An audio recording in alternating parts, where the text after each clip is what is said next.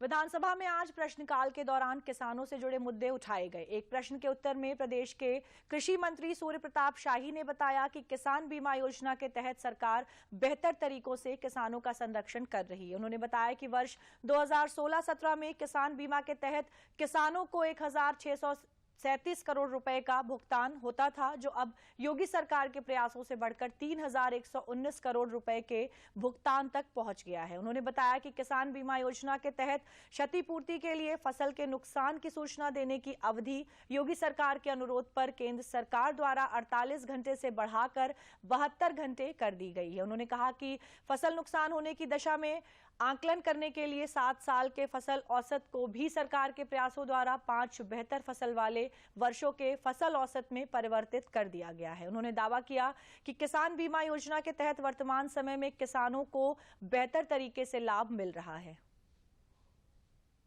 राज्य सरकार अपने राज्य के भीतर आने वाले फसलों का जिसको वह उपयुक्त समझती है उनका उस सीमा के भीतर अधिसूचित करके और उनका बीमा का प्रक्रिया चलती है।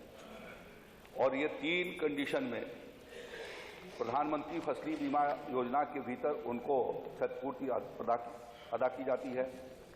एक तो सूखा या बाढ़ जल भराव की वजह से यदि उस ग्राम की इकाई के भीतर, पहले ये तहसील स्तर की इकाई थी जिसको मोदी जी की सरकार आने के बाद और उत्तर प्रदेश में योगी जी की सरकार आने के बाद हम लोगों ने ग्राम स्तर की इकाई उसको माना, और ग्राम स्तर की इकाई के भीतर यदि 75% असफल बुआई हो गई तो वह सर्वे करा करके जितना गारंटेड मनी जिनको इंश्योर्ड जो वैल्यू है उसका 25% उनको तत्काल भुगतान कर दिया जाता है और वह प्राइमरी सर्वे के आधार पर कर दिया जाता है। दूसरी कंडीशन है इसमें जो उन्होंने कहा कि धान जल भराव से नहीं कवर्ड है।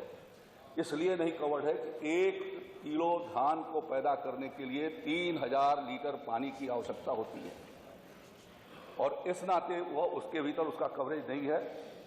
धान के ऊपर जल भराव का असर बहुत कम पड़ता है, इस नाते उसके भीतर उसको नहीं रखा गया है। शेष खरीफ की फसलें जो उत्तर प्रदेश के भीतर धान के अलावा और 9 फसलें हैं वह उसके भीतर कवर के भीतर हैं। तीसरा, यदि फसल की कटाई हो गई और खेत में पड़ा हुआ है किसान का अनाज जो फसल 14 दिन कटाई के भीतर यदि पानी गिर गया, तूफान पड़ गई, आंधी में उड़ गया, तो ऐसी स्थिति में यदि वो 72 घंटे के भीतर व्यक्तिगत सूचना देता है तो उस आधार में बीमा का कवरेज होता है।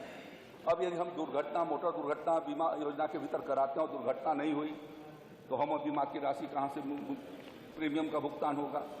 हमारे जो किसान भाई कराते हैं और यदि उनकी क्षति होती है तो उसका आकलन करा करके और उसका बीमा का भुगतान होता है कहीं। और इस नाते जो कंडीशन जो हम मोटर व्हीकल एक्ट के अंतर्गत जो हमारा इंश्योरेंस होता है उसी तरीके का कंडीशन इसमें भी है कि किसान की क्षति होगी तो उसको क्षतिपूर्ति का भुगतान किया जाएगा, नहीं होगी तो नहीं किया जाएगा। और सबसे बड़ी बात यह है कि किसानों के द्वारा जो प्रीमियम दिया गया था वो 1637 करोड़ रुपया दिया गया था। और योगी आदित्यनाथ जी की सरकार बनने के बाद हम सब लोगों के प्रयासों से वो बढ़ करके और 3119 करोड़ का भुगतान हुआ है किसान भाइयों को, जो 2016-17 में भुगतान की स्थिति बहुत ही खराब थी।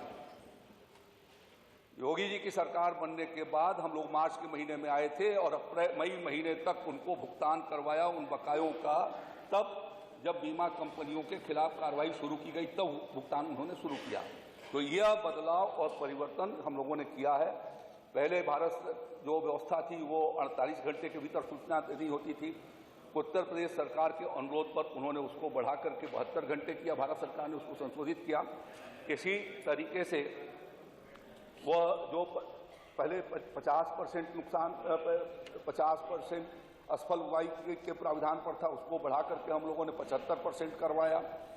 7 साल के औसत का निकाल करके बीमा की क्षतिपूर्ति होती थी। हम लोगों ने उसके भीतर ये सुझाव दिए जिसके आधार पर यह स्वीकार किया गया कि 7 साल के भीतर जो 5 बेहतर साल हैं उनका जो उत्पादन होगा उसमें यदि कोई क्षति होती है उसके औसत में तो उसकी भरपाई किया जाएगा। ये किसानों के हित में योगी आदित्यनाथ जी की सरकार के पहल पर ही संभव हो सकता है।